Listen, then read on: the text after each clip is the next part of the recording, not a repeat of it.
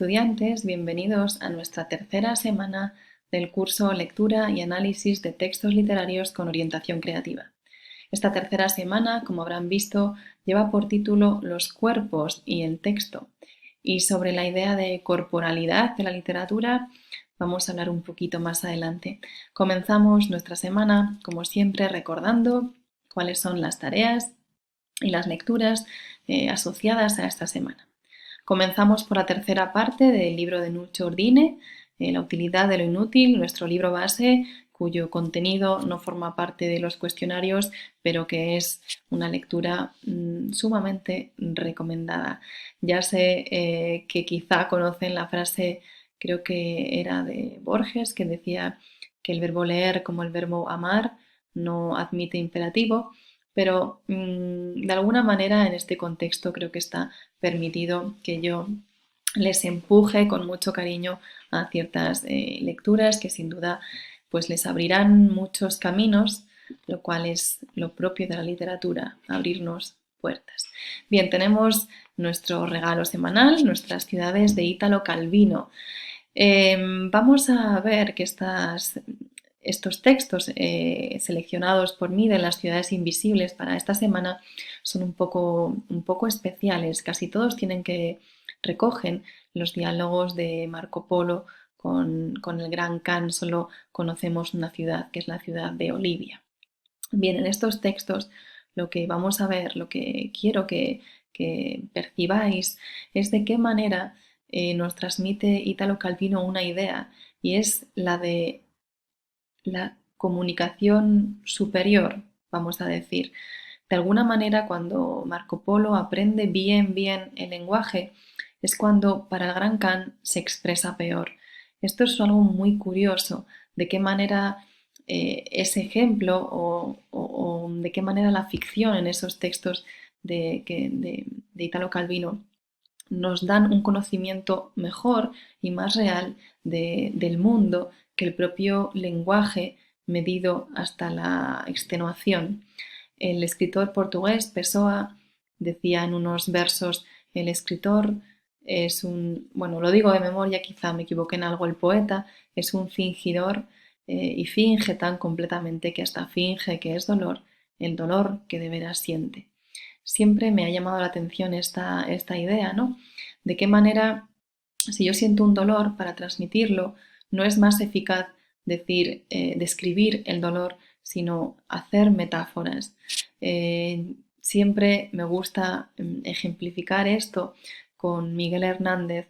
No es lo mismo que alguien diga, bueno, se ha muerto mi amigo, no es lo mismo el efecto que esa frase produce, que alguien diga, como escribió Miguel Hernández al hilo de la muerte de un amigo: tengo tanto dolor que por doler me duele hasta el aliento. Todos sabemos que el aire, que el aliento no puede doler, pero esa sensación de ser incapaces de respirar, de algo que se te agarra aquí, todos la hemos tenido. O más adelante dice, bueno, el amigo está muerto y enterrado, y dice: quiero arrancar la tierra con los dientes. O sea, quiere escarbar, quiere quitar la tierra hasta encontrar al amigo, y quiere hacerlo con la boca.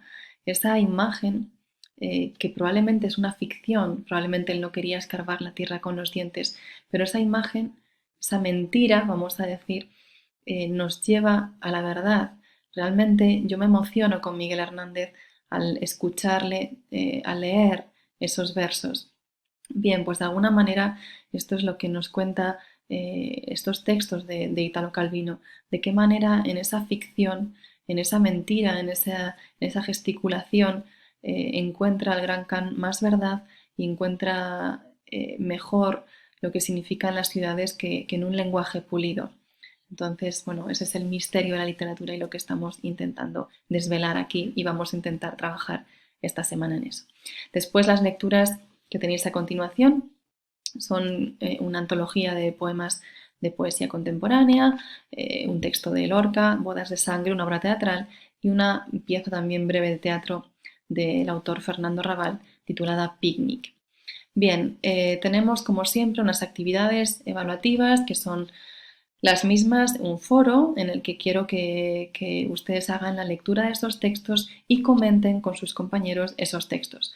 Pueden hacerlo de la manera en que quieran. Esto, como saben, es el foro, no es la tarea, por tanto pueden ser, digamos, más informales, pero rigurosos por otra parte, y pueden comentar, si se animan, qué cosas hacen esos textos de la misma manera que yo he ejemplificado con Miguel Hernández, qué tienen esos textos para conseguir pues conmovernos cuando nos tienen que conmover, horrorizarnos si nos tienen que horrorizar, o bueno, lo que sea. De qué manera esos poemas o esas piezas teatrales consiguen sus objetivos y son capaces de indagar un poco, de meter los dedos entre las palabras y ver cuáles son los mecanismos que las ponen en funcionamiento. Les invito a que se animen. Y después la tarea que tenemos es un análisis de un texto lírico o teatral que quiero que escojan ustedes. ¿De acuerdo?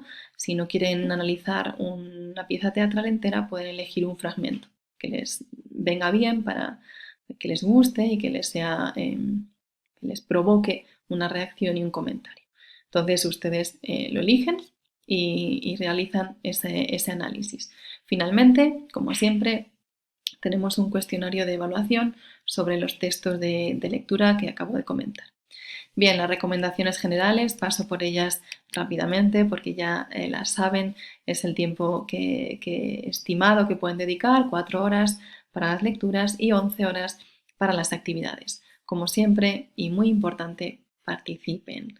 Bien, les he puesto aquí para que lo tengan presente, no tanto para que quizá lo estudien, pero sí para que tengan unas nociones. ¿Cuáles son los tipos de análisis literarios que se suelen hacer? Esto nos interesa a medias, como digo, es un conocimiento que quiero que adquieran, como se suele decir, de manera pasiva, ¿no? Que lo tengan en cuenta, que sepan que existe. Esto, como digo, se suele hacer, bueno, en términos de crítica literaria, ¿de acuerdo? Y a nosotros en este curso nos interesa menos porque nos interesa más la parte creativa. No obstante, les quería enseñar esta clasificación y es que si atendemos a la relación entre el texto y el autor, pues haríamos una crítica biográfica e incluso una crítica psicoanalítica.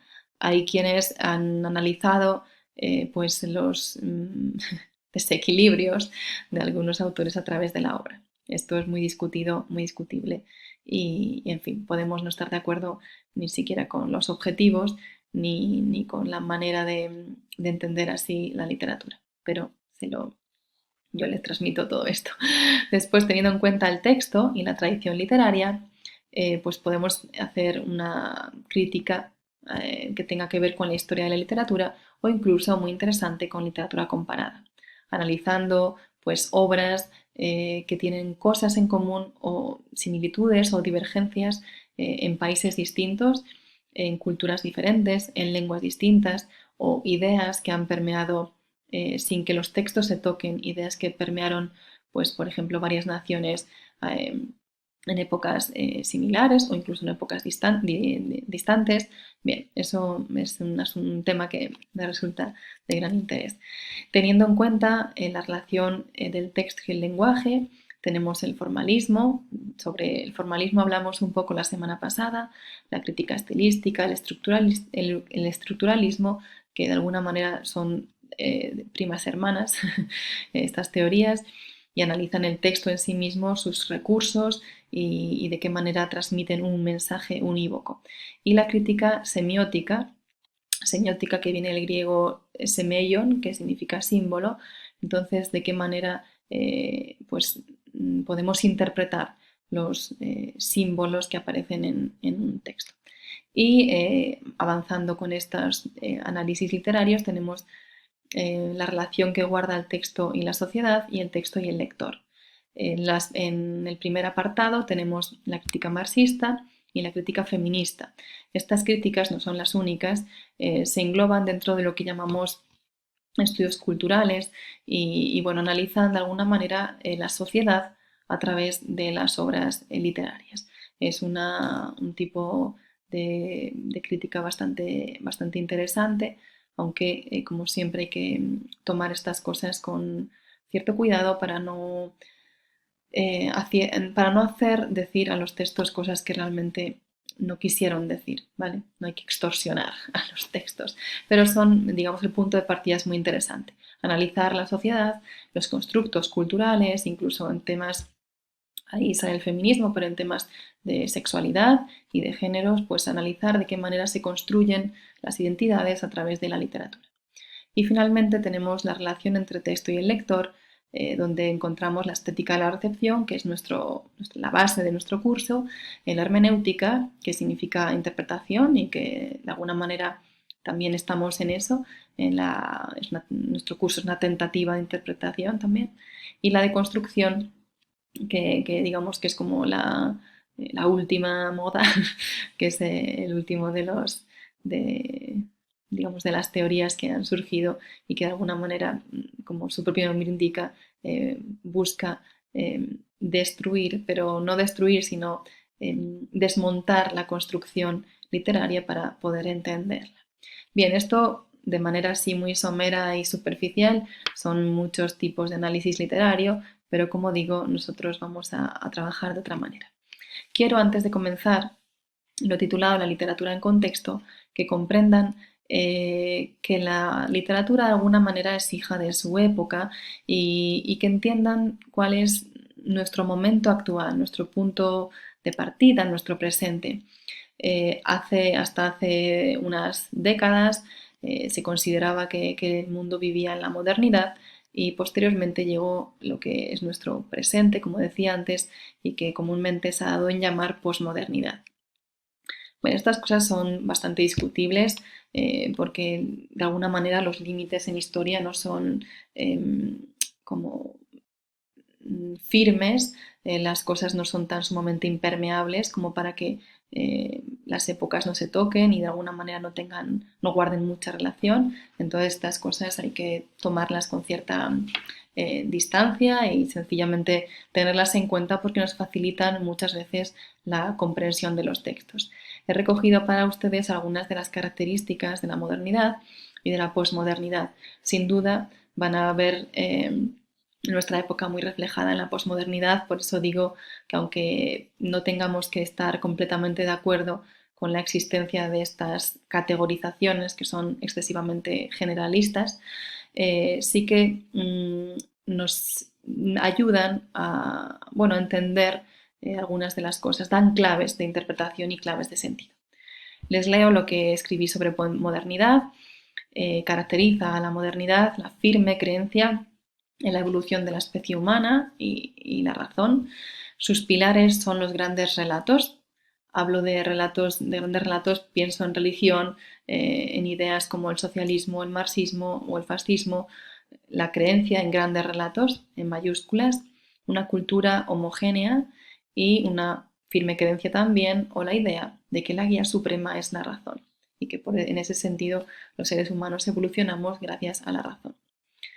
Perdidas estas características por muchas cuestiones como las guerras mundiales, perdidas esas creencias firmes, viene una especie de relativismo que nos lleva a estas características actuales.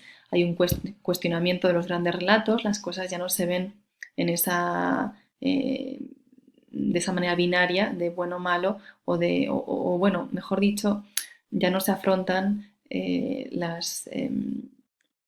las cosas como verdades absolutas, ¿vale? Hablaba antes del relativismo y quizás es una de las características más fuertes. Una proliferación de cosmovisiones, un pluralismo cultural, ¿vale? Lo pueden ustedes comprobar y comprender a qué me refiero perfectamente. Han entrado por fortuna en los discursos las minorías y de alguna manera hay una mezcla, una mezcla entre las distintas culturas, incluso en los países ya no hay una idea de nación pura y esto para mí es algo completamente positivo. Fragmentación, derrumbamiento de las fronteras genéricas, hablo de literatura, entonces la ruptura de los géneros digamos una imbricación de todos los géneros y ¿cómo se dice? Una disolución absoluta de las fronteras. Caduca la relación o las relaciones dicotómicas, el ver las cosas de manera binaria. La literatura se desterritorializa. Esto tiene mucha importancia porque siempre se ha asociado la literatura a una nación o a una lengua, y ahora, bueno, con nuestros movimientos migratorios, en fin, las personas no necesariamente escriben desde su territorio de origen, y esto hace que la literatura de alguna manera se mezcle con la literatura de una nación, se mezcle con otras naciones y de origen a una literatura sin territorio. Y un gusto en literatura por la intertextualidad, o sea, textos hablando de otros textos, juegos literarios, la tendencia autorreflexiva, la literatura hablando de sí misma, de su propia construcción, la metaficción, que es lo mismo, de alguna manera, es la ficción hablando de la ficción. Por ejemplo, imaginad una novela que hable de una novela, de cómo se está haciendo esa novela. Hay una obra de Italo Calvino, ahora que estábamos leyendo a Marco Polo, que habla precisamente de eso. Se llama Es una noche de invierno un viajero, y habla del propio hecho de construir esa novela. La subversión, la hibridez de géneros y la ambigüedad. Bien, estas características se las transmito porque sin duda nos ayudarán a interpretar las lecturas que hagamos en este curso, pero también fuera del curso. Y cuando caminen, paseen por las librerías, reconocerán muchas de estas características en las obras que consulten. Bien, cambiando de tercio, dejando esto a un lado, quería transmitirles algunas características de las obras generales, excesivamente generales, de las obras que tenemos como lecturas obligatorias para que les ayuden a su interpretación. Lorca pertenecería a la modernidad, ¿de acuerdo? Entonces tiene unas características determinadas. Mantiene unas tradiciones teatrales, es un teatro de carácter lírico, tiene una idea didáctica del teatro, social y popular, y tiene un lenguaje, una lengua muy poética, donde hace convivir, por un lado, la tradición y por otro, la vanguardia. El teatro contraburgués, cuyo ejemplo es la pieza de Fernando Raval, pues tiene unos rasgos muy característicos, como son el humor absurdo, el lenguaje simbólico, el uso de lo inverosímil para reflejar la realidad y la violencia. Por otro lado, algunas de las características, como verán, de la poesía española actual, contemporánea, son una heterogeneidad, pluralidad, hibridismo. Todo esto, como ven, está en consonancia con lo que les comentaba de la posmodernidad, el eclecticismo, o sea, la convivencia de formas y contenidos, el humor, la ironía y un juego con el lector, una complicidad con el lector, hacerle ver que sabemos que está ahí y nos dirigimos directamente a él. Bien, estas características las he colocado aquí para facilitar, como decía, la lectura, y por si de alguna manera les es útil a la hora de enfrentarse a los textos. No obstante, bueno, no es una guía de lectura como tal. Ustedes pueden ver sin duda otras características, y por favor les pido que las compartan. Les he recogido aquí una bibliografía para saber más sobre estos temas que pueden consultar si así lo desean, si les interesan estos asuntos. Bueno, otras sobre la creación. Los dejo aquí unos segundos por si hacen capturas de pantalla. Bien, y finalizamos con unas reflexiones, como siempre, que son las siguientes. Y es que hay muchas maneras y enfoques para abordar el análisis de un texto poético dramático, como les he mostrado al principio, que las claves de los géneros y también las claves propias de la época en las que está inserto una obra literaria nos puede ayudar a analizar un texto, que es importante para nosotros como creadores leer obras siendo conscientes de los recursos. Por eso les invitaba a que si se atreven, en el foro traten de señalar cuáles creen que son algunos de los recursos que usan estos autores para enseñarnos, para transmitirnos ciertas ideas. Y finalmente, que cada lectura argumentada construye un análisis nuevo y único. Esta es una invitación propia de la teoría de la recepción, a que se sientan libres y a que entiendan que las lecturas son siempre bienvenidas y cada una, de alguna manera, va a aportar a los demás una nueva visión. Efectivamente, no vale cualquier interpretación en el sentido siguiente. Yo puedo decir que un texto habla de algo que el texto no dice de ninguna manera, ¿vale? Entonces, digamos que no valdría cualquier interpretación, cualquier significado para un texto, ¿vale? Tenemos que intentar ver cuáles son las interpretaciones. Puede haber más de una que un texto sí puede decir, hay otras que no puede decir. No obstante, nuestra propia experiencia, nuestra propia vivencia en la lectura, eso sin duda es siempre aceptable y siempre posible. De ahí que yo les invite constantemente a sentirse muy libres para aportar todas sus lecturas y para enriquecer nuestra mirada hacia una obra. Bien, caminamos hacia la siguiente semana, hacia una creación cada vez más consciente. Nada más por esta semana, muchísimas gracias por su atención y espero que tengan una feliz semana de estudio. Nos vemos dentro de unos días.